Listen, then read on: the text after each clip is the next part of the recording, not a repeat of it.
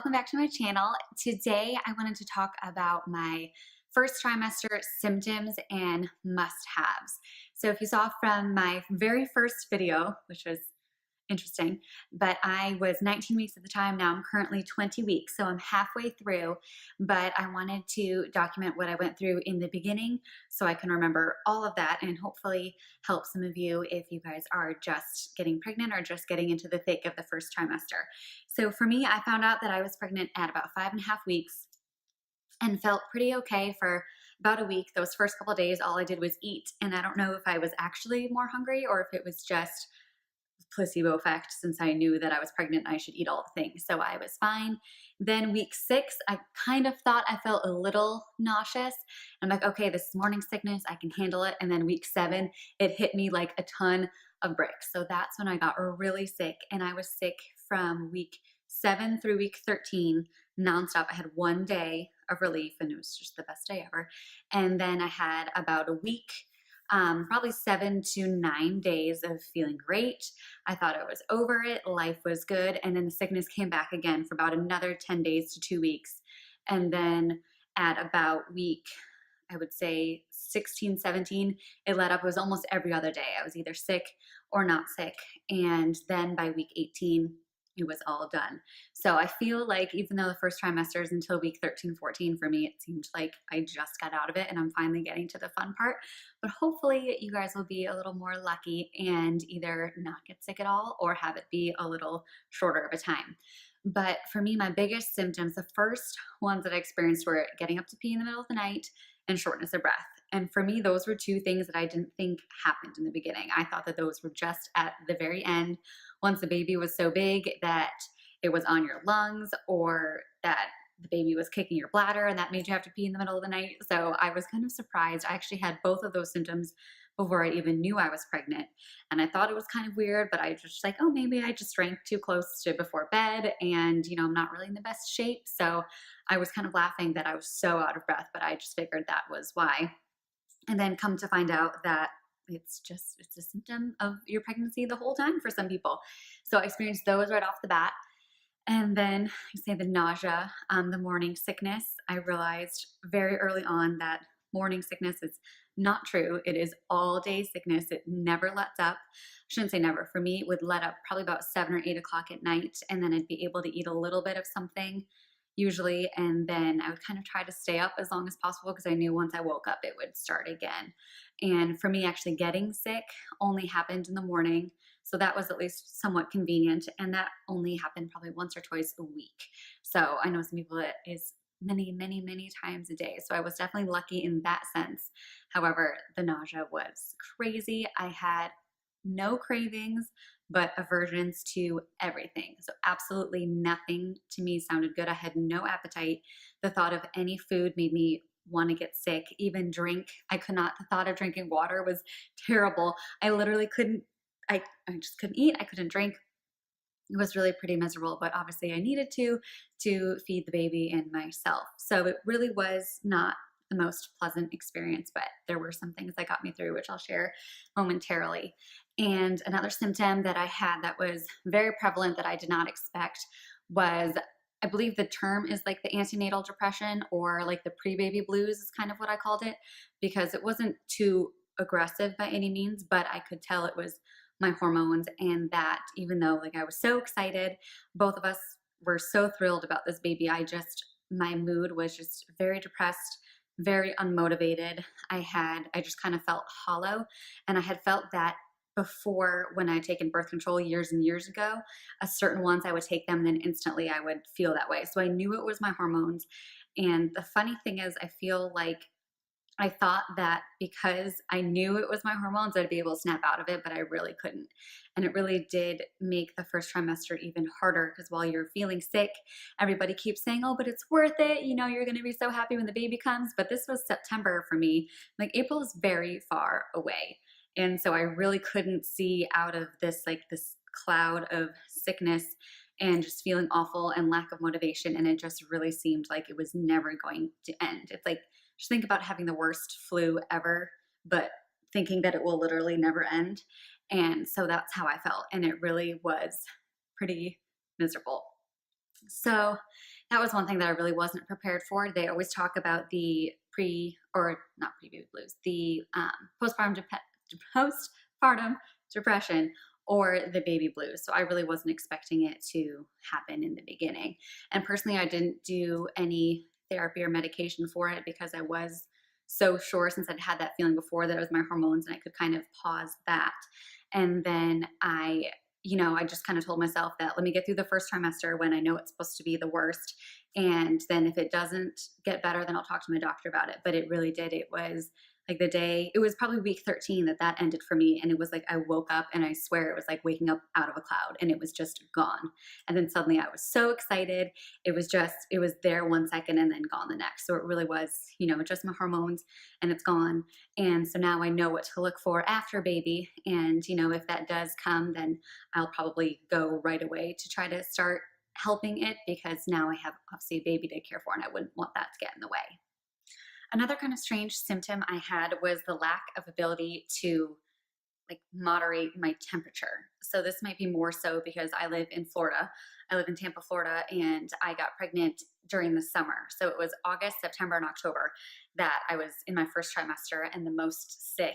And for us this year, it's 2018, we had record-breaking heat in September and October. So it was in the hundreds, full humidity, and it was insane. I'm the kind of person, I love the heat. I could be at the beach all day. And then going outside to walk my dog, I could take maybe 30 steps. And then suddenly my whole body was overheating. I was sweating, I was tired, and I just instantly felt nauseated. And then, of course, I Googled because that's what you do. And, read that that's a common symptom and you really have to be careful of not letting your body overheat. And so that really did make it difficult to function and go outside and do all of the things when we live in such hot weather. But it was very strange and something that I totally didn't expect. So now that I've gone through my symptoms, I want to go through some of the must-haves that saved me during the first trimester. And once again, these are obviously tailored to the symptoms I had. So if you're not feeling sick or if you're feeling great and super motivated and excited, then that is awesome. But these are what worked for me. But the first product that I could not live without, which is kind of funny because this is by no means a baby product, but it's my Barefoot Dreams robe. And I got it at Nordstrom. And if you've ever experienced Barefoot Dreams, you know what I'm talking about. It's like fleece. It's not fleece, but whatever it is, it like feels fleecy, but like luxurious fleeceness, if you will. And it is so cozy. This is like a full length robe. Like it goes down like it's like to my calves, past my knees. This brand is amazing. It's a little expensive. This was about $100. I got it for myself for I think my 25th birthday or 26th birthday. I've had it for years. It washes amazing, washing machine dry, and it's literally like it's brand new every time you take it out and is the most comfy thing ever. So when you're feeling sick or down, or if you're super tired and you just are unmotivated and just want to feel like you're getting wrapped in like the most luxurious hug ever, this is perfect. Barefoot Dreams also makes cardigans and sweaters and just everything that's so fluffy and amazing. And I swear it's my uniform when I'm not feeling sick, and then even more so when I'm feeling sick. I have to have it. So I had to share that one first.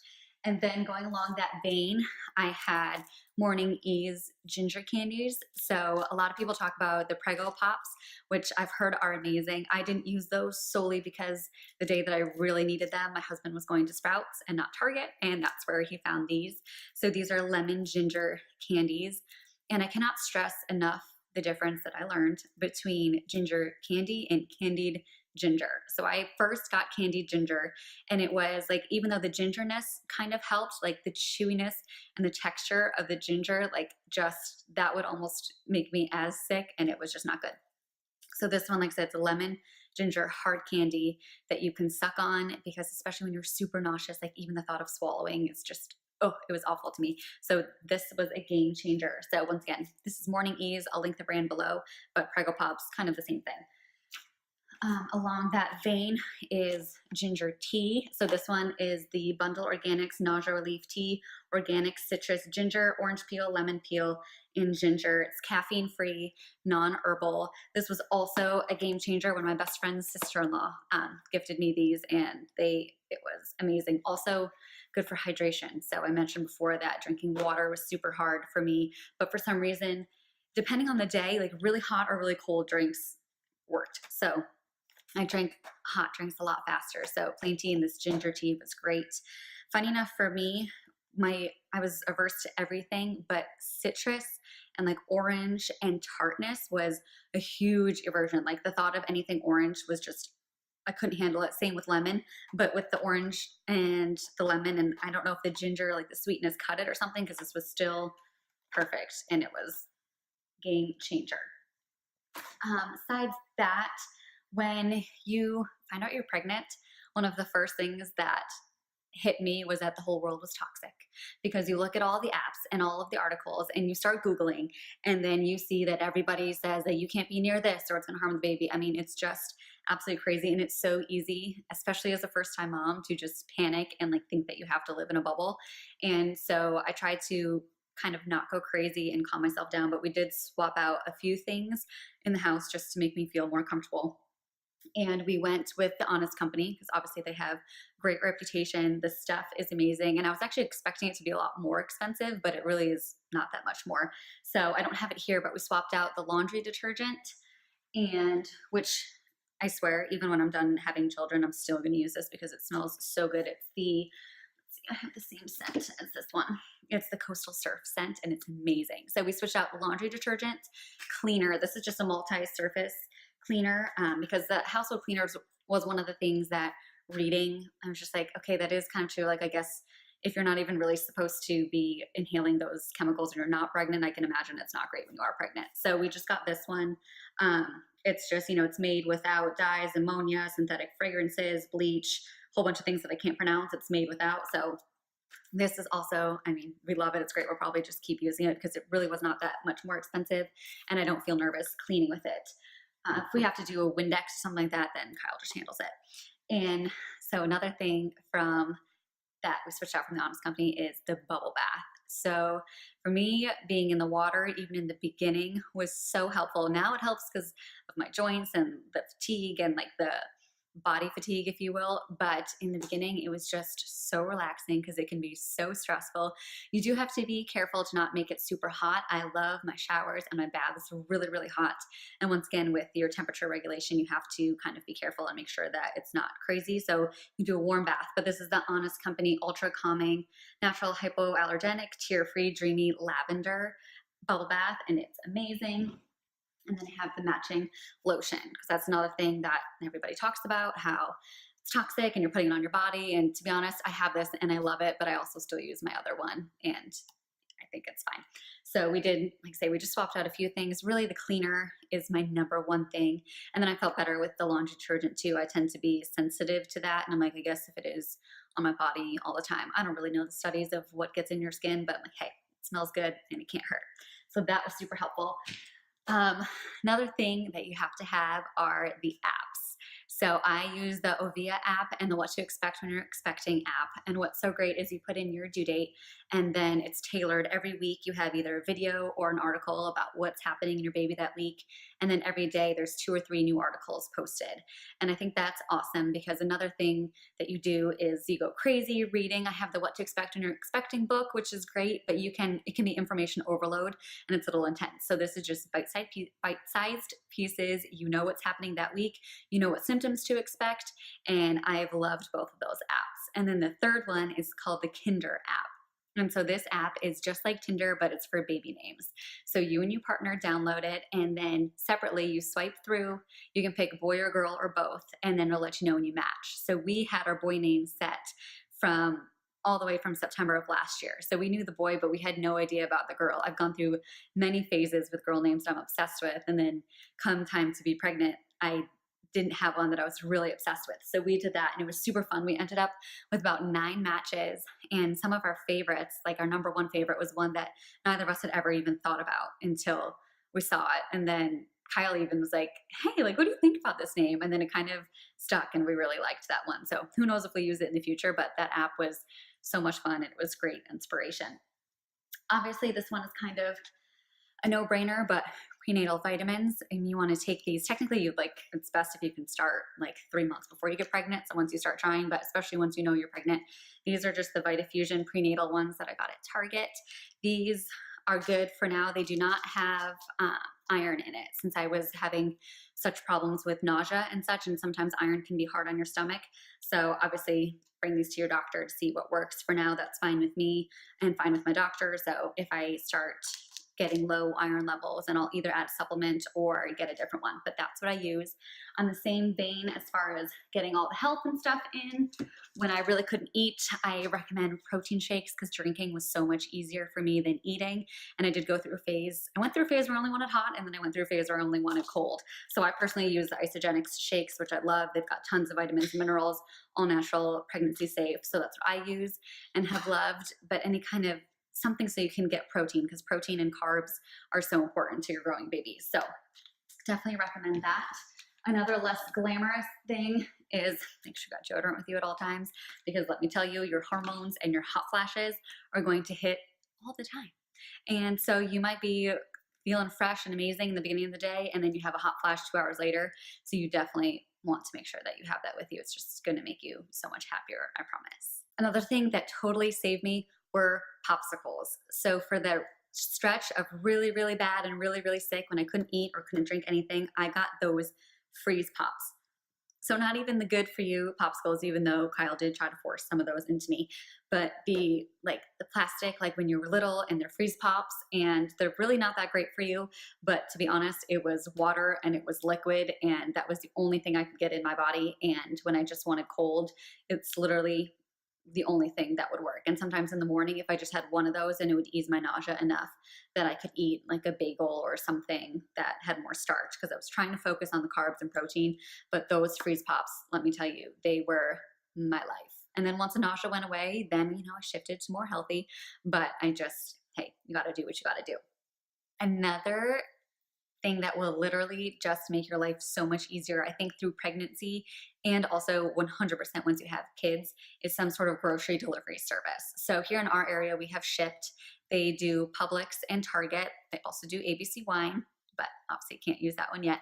But they do that, and I believe Winn-Dixie, but I know there's Instacart and some grocery stores do it themselves. But for us, it was a game changer, especially if Kyle wasn't there, if he was out of town and I was having either a craving or starving, and I just knew I needed something. Obviously, we have Uber Eats, which is great, but it's so nice to be able to do the grocery shopping without having to actually get up and go, because during that phase, getting off the couch was a complete production with how sick I was. And then to actually go and grocery shop and be around all the smells and people and worry about not getting fatigued and sick was just too much. So to have that delivered was amazing. For Shipt, it's $100 a year membership, but then it's, if you order more than $35, it's free delivery. So they say that there's a little bit of a markup, but to be honest, we haven't noticed it. The markup, it's, less than 50 cents, probably even less than 25 cents per product. So for us, it's more than worth it. You get an app and you shop on the app, and then you pick your delivery window, and then they come and deliver it to you. They'll even put it away for you.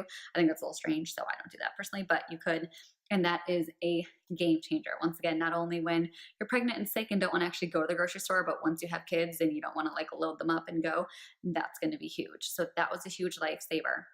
A tip that I got soon after I got pregnant that helped a ton was to make sure to eat right before you get out of bed, even before you sit up in the morning if you're feeling nauseous.